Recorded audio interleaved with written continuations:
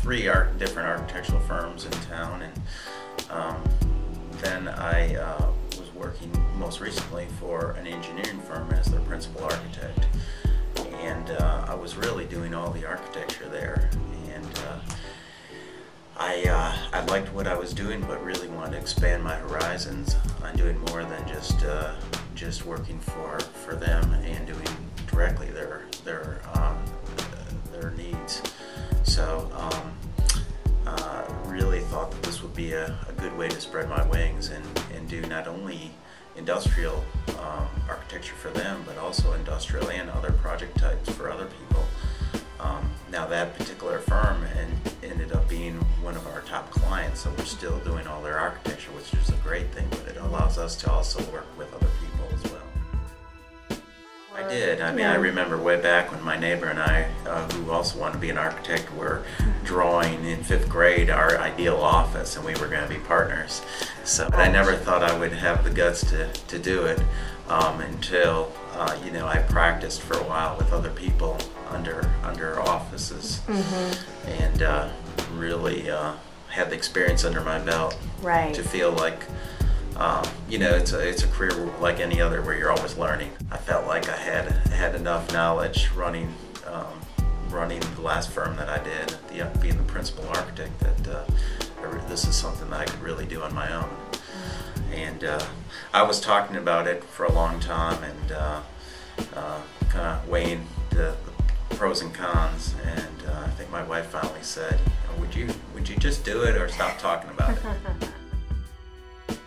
I had basic principal ideas of how things should work, but really didn't know the details and all that was involved until I jumped out on the limb and things hit me. I mean, we did hire a lot of support consultants and staff to help with those issues.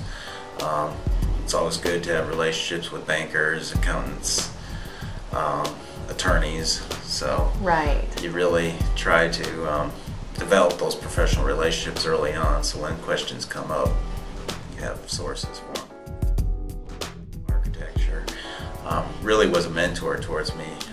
We ended up going for a job together, and I was the sustainable consultant on that job, and Russ was really instrumental in sitting down with me over lunch and really going over all the things I should consider, because he's a similar size office, and it really worked out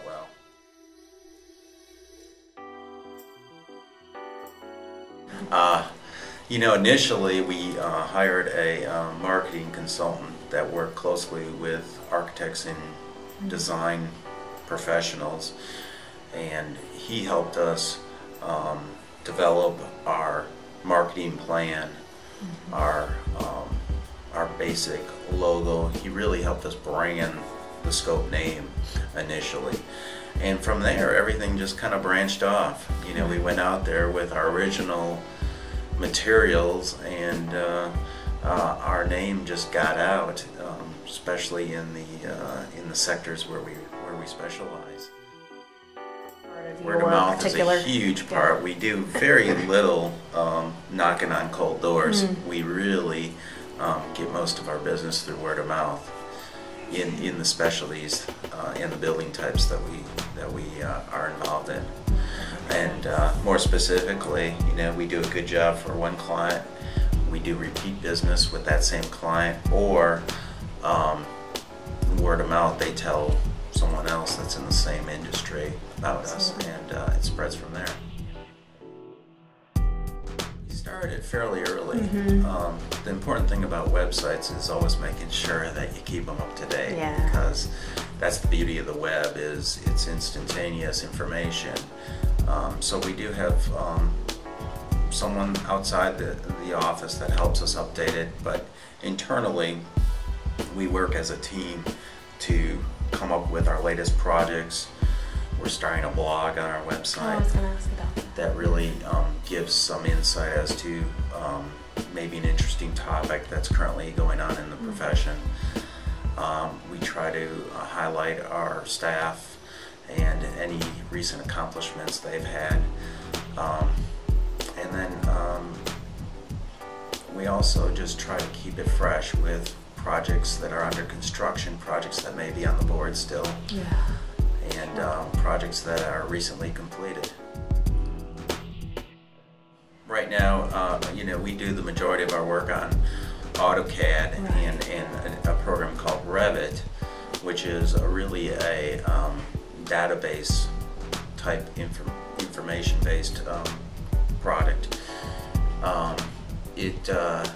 AutoCAD is more of a simplistic drawing of lines, where Revit is really when you draw a line, it really has information behind it, or you put in an object, it really has information about what that door is, what material that door is it in a rated wall, a fire rated wall, and really what that means to the project. And then it goes back and can put that into spreadsheets, which you can give to contractors to help price the project.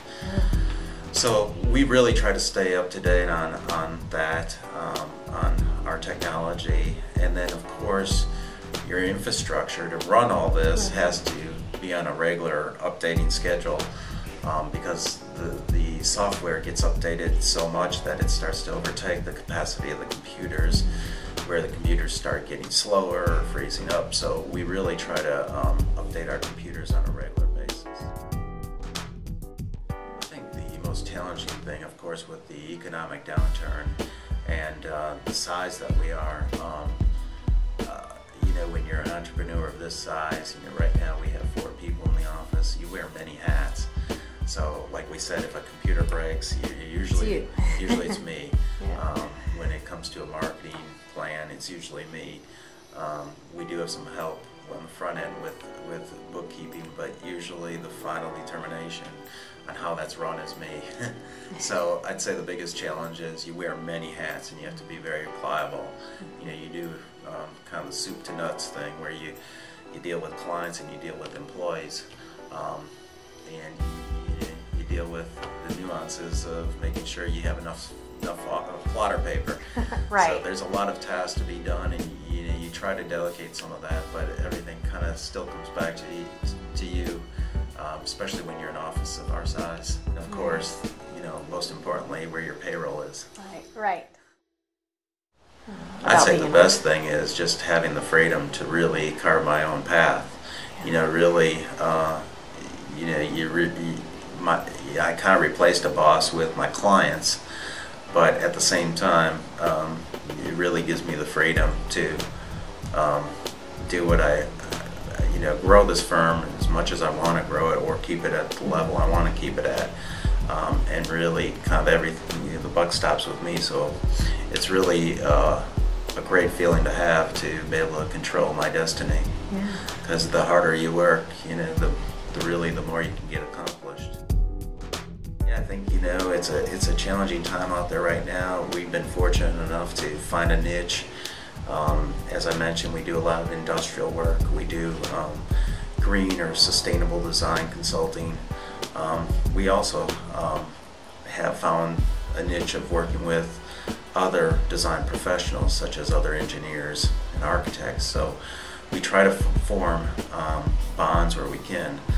And, you know, I guess one word of advice is, you know, never burn any bridges, because, you know, like I mentioned before, we're still working with my old employer, and that's been one of our greatest keepsakes. Yeah, well, that's excellent advice. You never know what's gonna help you out in the future, and relationships matter. Yeah.